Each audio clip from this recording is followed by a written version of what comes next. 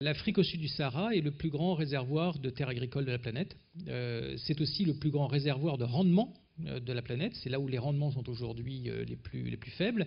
Et pas au détriment de la forêt, hein, c'est ça? Non, effectivement. Alors, ça peut être aussi au détriment de la forêt, puisque c'est aussi, l'Afrique est aussi le premier réservoir de biodiversité planétaire également aujourd'hui.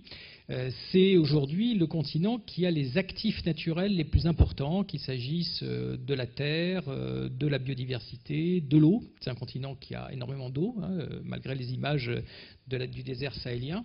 C'est aussi le continent du fleuve Congo, c'est aussi le continent du fleuve Niger, etc., et de tant d'autres grands cours d'eau. Et c'est une des terres les plus arrosées de la planète. Hein.